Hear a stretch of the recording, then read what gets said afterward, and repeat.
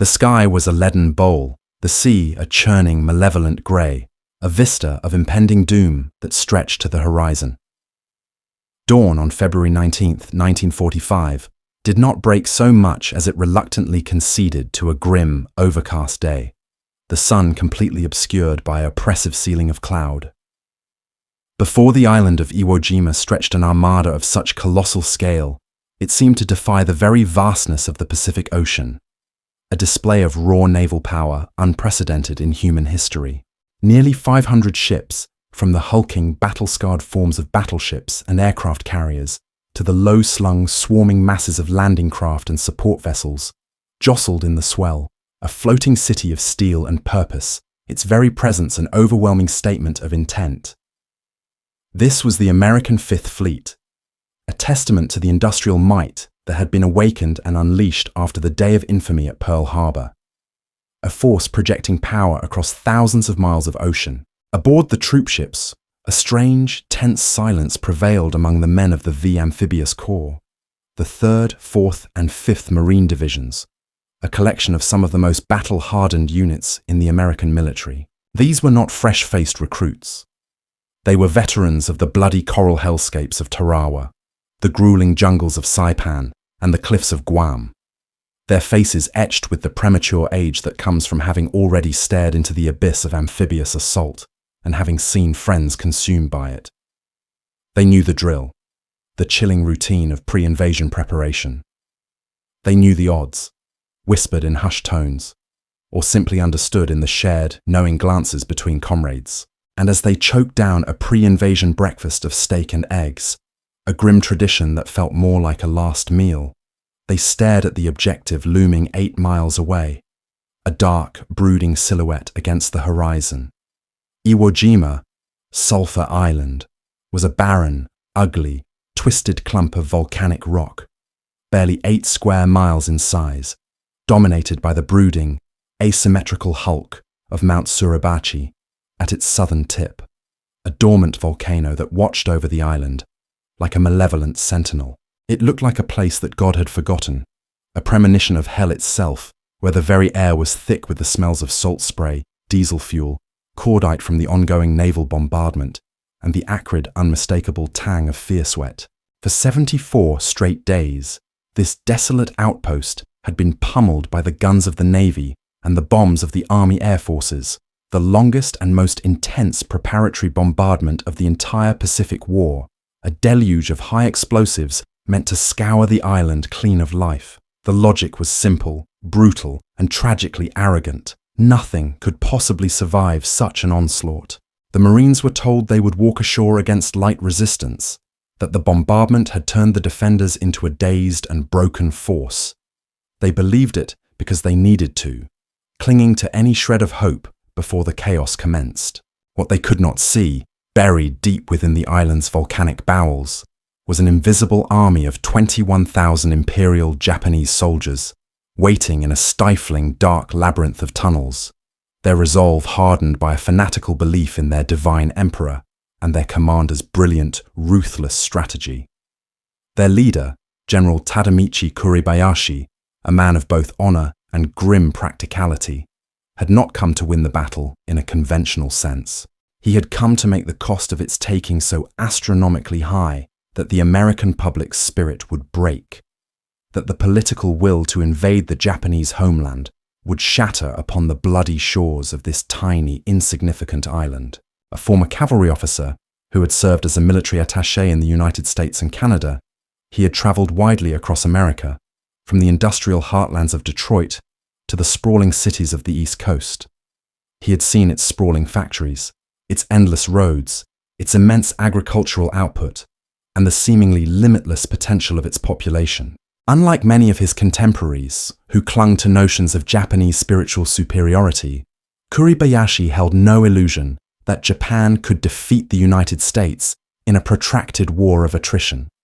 His task was simpler and more terrible: to inflict maximum casualties, to make the Americans pay for every grain of black sand with a gallon of blood, to transform Iwo Jima into a symbolic sinkhole for American lives and morale. To this end, he completely revolutionized Japanese defensive doctrine. throwing out the old playbook that had failed on other islands. He abandoned the traditional, costly strategy of defending the beaches with concentrated forces and wasteful, symbolic banzai charges that played to American firepower. He issued a stark, chilling order that would define the battle for every one of his soldiers. Each man will make it his duty to kill 10 of the enemy before dying. The beach was to be a killing zone, but the kill would happen from afar, from positions of near impregnable strength. Under his meticulous command, Iwo Jima was transformed into the most fortified piece of real estate on the planet, a masterpiece of defensive engineering. Using conscripted Korean labor and relentless military engineering, his men hollowed out the island's very core. They created a subterranean city, a vast multi-level network of over 1,500 fortified positions, connected by 11 miles of deep, intricate tunnels that snaked beneath the volcanic rock, some descending 5 stories down into the earth, complete with electric lighting, ventilation shafts, and fortified rooms. Command posts, hospitals, barracks, kitchens, and ammunition stores were all buried deep underground, immune to the surface concussions that rocked the island day and night. Pillboxes were constructed of reinforced concrete, often with walls several feet thick, and were carefully sited to provide interlocking fields of fire, creating a deadly grid where any advancing force would be caught in a crossfire. Artillery pieces and massive mortars were mounted on railroad tracks or ingenious swiveling platforms, rolled out of caves to fire a few devastating rounds, and then rolled back into the protective darkness to reload, safe from counter-battery fire. The entire defense was a masterwork of camouflage and geometry. Every draw, every ridge, every gully was pre-registered for mortar and artillery fire, its coordinates known to the millimeter. The monumental 74-day bombardment, for all its sound and fury, had been largely cosmetic, churning the surface of the island into a cratered moonscape that actually provided excellent ready-made rifle pits for the defenders, while leaving the hidden army below utterly intact, silent, patient, and waiting for the moment to unleash hell. At 8:59 a.m., the first wave of LVT Amtraks, their tracks churning the black water, ground onto the deceptively gentle slopes of the beaches on the southeastern coast. The initial moments were marked by an eerie, unnerving silence, broken only by the crash of waves and the whine of Amtrak engines. A silence more terrifying than the sound of battle itself. The Marines, expecting the promised light resistance, began to disembark, their boots sinking immediately into the fine, soft, black volcanic ash, a substance with the consistency of coarse, dry sugar. It was like trying to run in a bin of ball bearings. For every 2 steps forward, they slid 1 step back, their legs burning with the exhausting effort. Men stumbled, their heavy equipment becoming anchors in the shifting ground. Vehicles, from jeeps to the formidable Sherman tanks, immediately bogged down, their tracks spinning uselessly, churning the ash into a fine, choking dust that coated weapons, faces, and lungs, adding a layer of physical misery to the growing fear. The beach, a narrow strip of land codenamed green, red, yellow, and blue, was rapidly becoming a chaotic, congested nightmare of men and machines, all stuck in the treacherous, energy-sapping sand, a perfect tableau of vulnerability. This was precisely the scenario Kurabayashi had envisioned, and for which he had meticulously planned. At 9:05 a.m., as the beaches swelled with the second and third waves, compounding the congestion, a single red flare arced into the grey sky from the slopes of Mount Suribachi, a stark, beautiful, and deadly signal. It was the moment the trap was sprung. In that instant, the illusion of a vacant island was shattered forever. The very ground beneath the Marines' feet seemed to erupt in a coordinated cataclysm. Hidden steel doors swung open on well-camouflaged bunkers. Mortar tubes, their trajectories calculated for months, began their deadly, high-arcing work, dropping shells with horrifying precision onto the packed beaches.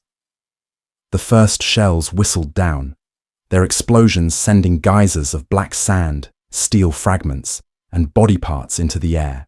Then the machine guns opened up, not random sprays, but disciplined, interlocking lanes of fire that crisscrossed the landing zones in a deadly latticework, cutting down men as they struggled in the open.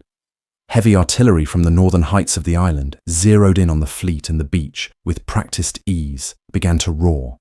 sending huge geysers of water into the air near the landing craft and raining shell fragments on the men ashore. The Japanese were not firing at individual men. They were firing at the beach itself, a killing field they had measured and mapped to perfection, a zone of death where every square yard was covered by multiple weapons. The sound was deafening, a continuous shattering roar of explosions, the ripping cloth sound of Nambu machine guns, the sharper crack of rifles, and the screams of the wounded and dying, a symphony of violence that overwhelmed the senses. The sea itself turned a frothy, sickly red in patches around the landing craft. The first day on Iwo Jima had just begun, and already it was a descent into a man-made inferno from which there was no easy escape. The command structure, dependent on clear radio communication, dissolved into chaos as key officers were killed in the initial barrage and radio antennas were shredded by shrapnel. The carefully orchestrated timetable was rendered meaningless in the face of the stalled advance and horrific casualties.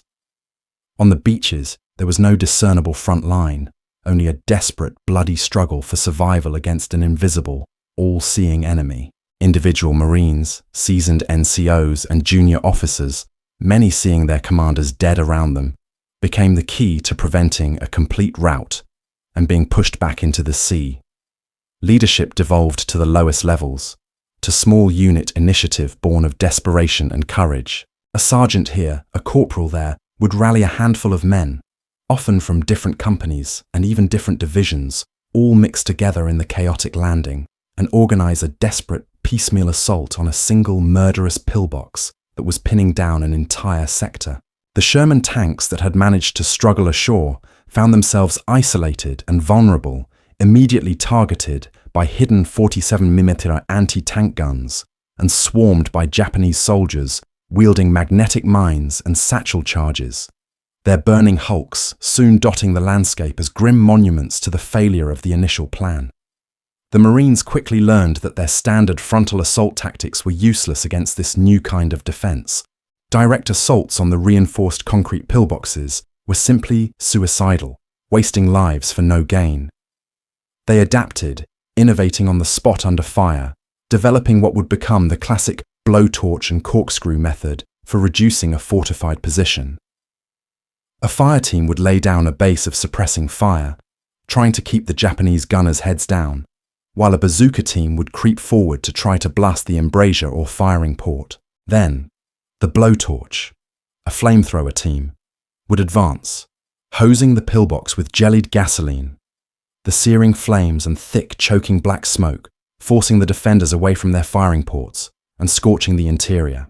This was the most dangerous job on the battlefield. The flamethrower operator, carrying a bulky, highly volatile fuel tank on his back, was a priority target for every Japanese sniper and machine gunner, and his life expectancy was measured in seconds once he revealed his position.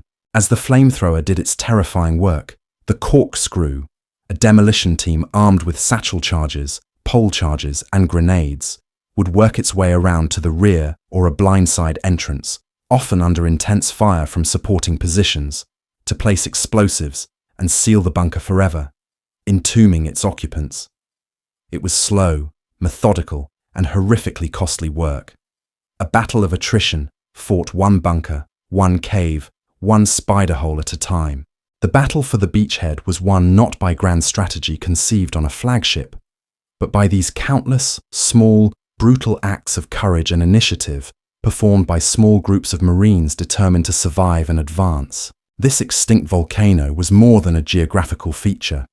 It was the linchpin of the entire Japanese defense in the south, a natural fortress of immense strategic value. Its height served as a perfect, all-seeing observation post, allowing the Japanese spotters to direct artillery and mortar fire with deadly, pinpoint accuracy onto the beaches and the advancing Marines, turning every movement into a potential death sentence. The monumental task of neutralizing this fortress fell primarily to the 28th Marine Regiment, under the command of the tough and determined Colonel Harry B. the Horse Liversedge. The assault on Suribachi was a battle unto itself, a brutal uphill fight against a deeply entrenched and desperate enemy, a fight that resembled medieval siege warfare more than modern combat. The Japanese defenders, commanded by Colonel Kanehiko Atsuji, were under strict orders from Suribachi to hold the mountain to the last man, to make the Americans pay for every foot of elevation. The Marines advanced yard by painful yard, fighting not only the tenacious Japanese, but also the treacherous terrain of loose scree, jagged razor-sharp rocks, and countless hidden caves and crevices. The fighting was intimate and merciless, often descending into hand-to-hand combat in the dark, confined spaces of the tunnel networks. It was a war of grenades tossed into dark holes, of satchel charges rolled into cave mouths, of flamethrowers that turned caverns into crematoriums, the screams of the burning a horrifying sound that many Marines could never forget. Marines would spend hours clearing a cave, suffering casualties in the process, only to be attacked from a hidden, connecting entrance hours later by the very same defenders. The Japanese, knowing they were cut off from the main forces in the north and had no hope of escape or reinforcement, fought with a terrifying, fatalistic zeal, embodying the Bushido code. Many, when cornered, chose suicide over capture, detonating grenades against their own bodies or committing seppuku. The air at the base of the mountain was foul with the stench of cordite, roasted flesh, and the island's native sulfur, a hellish combination that would be permanently seared into the memories of every survivor, a smell that would haunt their dreams for decades. Their mission was to seize the crest and signal that Suribachi was secure. After a sharp, brief firefight with a small group of defenders, they reached the top, securing the crater. Using a length of iron water pipe, they found amidst the rubble of the Japanese installations, they hoisted a small American flag that had been brought from the attack transport USS Missoula. The sight of that small, star-spangled banner snapping in the strong wind against the grey sky sent a jolt of electricity through the entire American force below. Cheers erupted spontaneously from the men on the beaches and slopes, a cathartic release of pent-up fear and emotion. The sound carried even over the constant din of battle, a powerful moment of collective hope. Ships' horns and whistles blared in acknowledgement across the fleet, a triumphant chorus from the sea. This first unscripted moment was captured by Staff Sergeant Louis R. Lowry, a photographer for Leatherneck magazine, who accompanied the patrol. But the flag was small, hard to see from a distance, and soon after, a larger, more visible flag was sent up from the beach to replace it, a moment intended more for practical morale than for history. It was this second flag raising that would become one of the most iconic moments in American history. Associated Press photographer Joe Rosenthal, who had just struggled to the summit, almost missed the shot. Seeing the Marines preparing to raise the heavier, longer pipe, he quickly stacked some stones to get a better vantage point, turned his speed graphic camera, and clicked the shutter without even looking through the viewfinder. He captured 6 Marines, Ira Hayes, Franklin Sousley, Harlan Block, Michael Strank, Rene Gagnon, and John Bradley, in a frozen moment of collective strain and triumph as they hoisted the heavy flagpole upright, their bodies forming a powerful pyramidal composition against the sky. The photograph, later titled "Raising the Flag on Iwo Jima," was an instant sensation back home, appearing on the front pages of hundreds of newspapers. It was not staged, it was the pure, unscripted capture of a nation's resilience and collective effort. But the powerful symbolism of the flag rising belied the brutal reality on the ground. The battle was far from over. In fact, the most costly and grueling phase was just beginning. Tragically, 3 of the 6 men in the photograph, Sergeant Strank, Corporal Block, and Private First Class Sooley, would be killed in the ferocious fighting that still lay ahead on the northern part of the island. A stark reminder that the iconic moment was but a brief respite in a sea of carnage. The capture of Suribachi was a vital psychological and tactical victory, denying the Japanese their best observation post, but it was merely the end of the prologue to the greater tragedy yet to unfold. This was the heart of Suribachi's main defensive line, a nightmarish, complex web of fortified ridges, hills, and gorges that stretched across the island's width.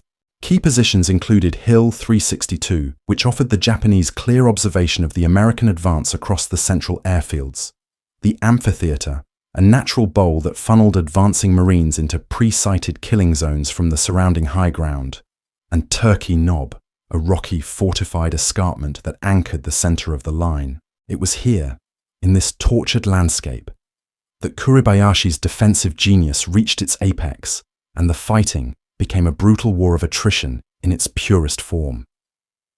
The Japanese had perfected the art of the invisible defense. The landscape was honeycombed with hundreds of spider holes, tiny, perfectly camouflaged foxholes just large enough for a single soldier, often covered by a small hatch. A marine patrol would pass by, and a sniper would pop up behind them, firing a single, lethal shot before disappearing back into the earth, leaving no trace. Tanks, crucial for infantry support, were lured into narrow gorges and then destroyed in ambushes by hidden 47mm anti-tank guns, or swarmed by suicide attackers emerging from hidden tunnels. The fighting was measured in feet, not yards. A slow, crushing advance against an enemy who was rarely seen. Advances were painfully slow, a testament to the effectiveness of the Japanese defenses.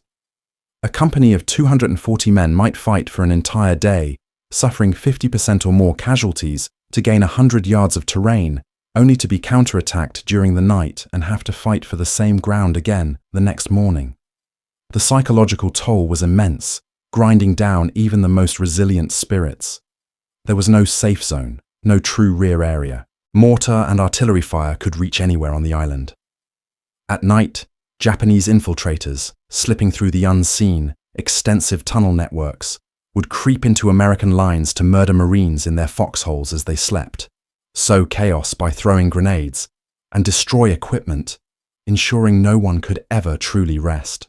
The constant, grinding stress, the unrelenting noise of shelling and small arms fire, the profound lack of sleep, and the ever-present, sickly sweet stench of decaying corpses pushed men beyond the limits of human endurance. They fought in a state of numb, grim automatism.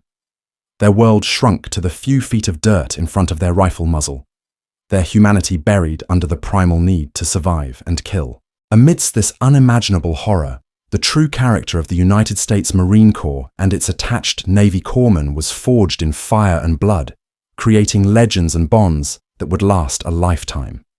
The sacred bond between Marines, the unwritten creed that no one is left behind, was lived every minute of every day, a powerful force that held units together even when all other structure failed. When a man fell wounded, screaming in pain, his comrades would instinctively, and without orders, risk everything, exposing themselves to a hail of fire to pull him to relative safety. And no one embodied this selfless courage more than the Navy hospital corpsmen, the docs who were assigned to Marine units, armed only with a medical bag, a Red Cross brassard that offered no real protection and immense bravery. These young men were angels of mercy in a world devoid of it, the only source of hope for the wounded. Time and again, they sprinted across open ground raked by machine gun and mortar fire to reach a fallen Marine. They performed life-saving aid under direct fire, applying tourniquets to shredded limbs, injecting syrettes of morphine to dull the agony, and offering words of comfort while bullets snapped overhead and shrapnel whined through the air. They were deliberately targeted by Japanese snipers who knew that wounding a Marine would often draw out the more valuable corpsman, a tactic designed to amplify American casualties and despair. The casualty rate among corpsmen was disproportionately high, a somber statistic that spoke volumes about their courage and the nature of the battle. The reverence the Marines held for their docs was absolute and profound. To the infantryman, the corpsman was the most important man on the battlefield, a non-Marine who was considered a Marine in every other respect. They were the unsung, quiet heroes of Iwo Jima, and their calm, professional actions under hellish conditions saved countless lives that would have otherwise been lost. This battle, in its final analysis, was not won by the grand operational plans drawn up in the clean, chart-filled rooms of headquarters ships. It was won by the raw courage, endurance, and sheer stubbornness of the individual Marine, the rifleman who advanced into the teeth of the defenses, and the corpsman who fought to save his life, both of them facing the abyss together. As February bled into March, the American advance, though agonizingly slow and costly, was inexorable, a testament to both American logistical power and the Marines' grim determination. The sheer weight of American firepower, including point-blank naval gunfire from destroyers that risked grounding to provide close support, and the relentless, grinding pressure applied by the infantry, began to tell. The Japanese, compressed into an ever-shrinking pocket in the northern part of the island, were running out of space, ammunition, clean water, and men. General Suribachi, communicating with his dwindling, isolated forces via a fragile network of runners, continued to direct a masterful, tenacious defense, but his options were fading fast as his command and control disintegrated. His final command bunker, located deep under the rocky, convoluted ridges of the north, was eventually surrounded and breached. On or around March 23rd, the esteemed general, true to his samurai code and his own orders to fight to the death, is believed to have led a final, desperate, personal attack on the American lines under the cover of darkness. He strapped on his family sword and, with a small, devoted group of his staff officers, charged into the night, dying in a final, futile act of combat. His body was never officially identified, ensuring his legend would live on in Japanese military history as a figure of brilliant strategy and unyielding resolve. The organized, coordinated resistance on Iwo Jima effectively ended with his death. However, the island was not yet fully pacified. In a final, fanatical act of defiance that harkened back to the very tactics Suribachi had forbidden, on the night of March 25th, between 200 and 300 of the last surviving Japanese soldiers, some armed with little more than sharpened bamboo spears, knives, and a few rifles, launched a surprise, screaming banzai charge against the American positions around Airfield No. 2. It was a chaotic, frenzied, and brutal melee in the dark, a primitive and bloody end to a battle characterized by sophisticated fortifications and technology. Marines fought back with rifles, bayonets, grenades, and even entrenching tools in desperate hand-to-hand combat. When the sun rose on the grisly scene, the attackers lay dead in heaps, their final charge having been broken at a high cost to the defenders as well. The following day, March 26, 1945, the island was officially declared secured by American command. The cost had been apocalyptic, staggering the nation. Of the roughly 21,000 Japanese defenders, only 216 were taken prisoner. The rest were killed, almost to the last man. The United States Marine Corps had suffered over 26,000 total casualties, with 6,821 killed in action or later dead of their wounds. It was the only battle in the Corps' long and storied history where American casualties exceeded those of the Japanese, a somber distinction. 3 entire Marine divisions were rendered combat ineffective, their ranks decimated, their survivors forever scarred by the experience. Iwo Jima was secure, but the price in blood was so staggering it sent shockwaves through the American High Command and the public back home, forcing a grim reconsideration of the cost of invading the Japanese mainland. The strategic value of Iwo Jima, purchased at such a horrific cost, was immediately and profoundly felt, even before the last shots had echoed across the rocky landscape. The island began to fulfill its destined purpose while the battle still raged, providing immediate and tangible proof of its worth. On March 4th, while fierce fighting still gripped the northern escarpments, a crippled B-29 superfortress named Dynamite, its engines failing and fuel running critically low, made a daring, wheels-down emergency landing on the captured and hastily repaired Airfield No. 1. Its 11-man crew, who would have almost certainly been lost in the vast cold expanse of the Pacific Ocean, were saved, and the bomber was eventually repaired and returned to service. This single event was a powerful, immediate validation of the entire, costly campaign for the Army Air Forces, proving the concept of Iwo Jima as an emergency haven. Over the remaining months of the war, Iwo Jima became a vital sanctuary, a beacon of hope for the thousands of bomber crews flying the punishing missions to Japan. Approximately 2,400 B-29s made emergency landings on its airstrips, saving aircraft worth millions of dollars, and more importantly, the highly trained crews within them. This represented the salvation of over 24,000 American airmen, a number that stands in stark, powerful contrast to the lives lost in taking the island. The equation, though cold and clinical, was stark and undeniable. The nearly 7,000 Marines who died on the island had saved nearly 3 times that number of their countrymen from death or capture at sea. Furthermore, the island became a crucial forward base for P-51 Mustang fighters, which were too short-range to accompany the B-29s from the Marianas. From Iwo Jima, these agile, long-range escorts could now accompany the massive bombers all the way to Tokyo and back, providing vital protection from relentless Japanese interceptor attacks and dramatically increasing the bombers' accuracy and effectiveness by suppressing anti-aircraft fire.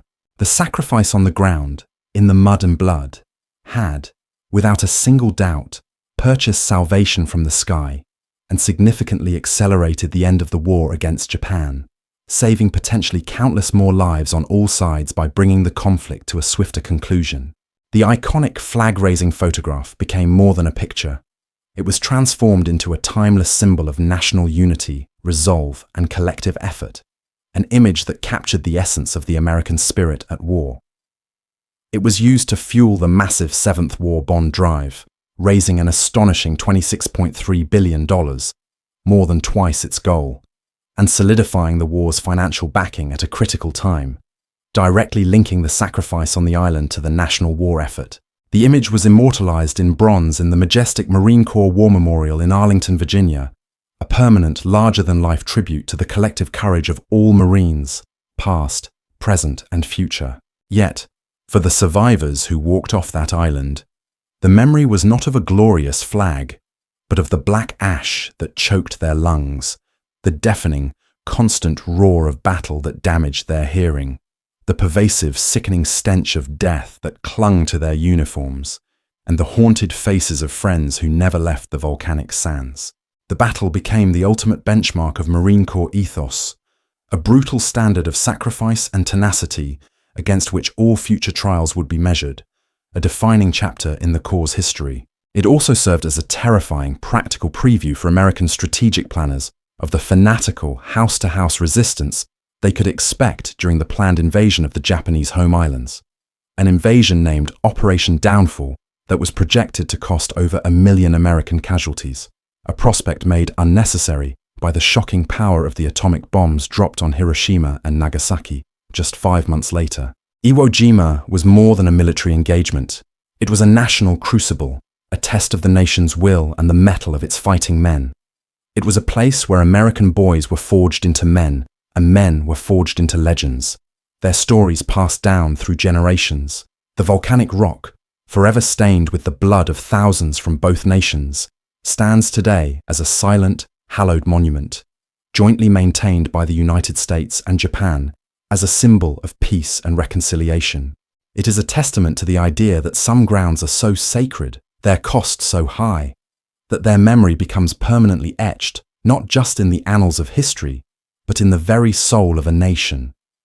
It is the island of sacrifice, where courage became the only currency, and where the price of a hard-won victory was paid in full by the finest of a generation, a debt of honor that can never be forgotten.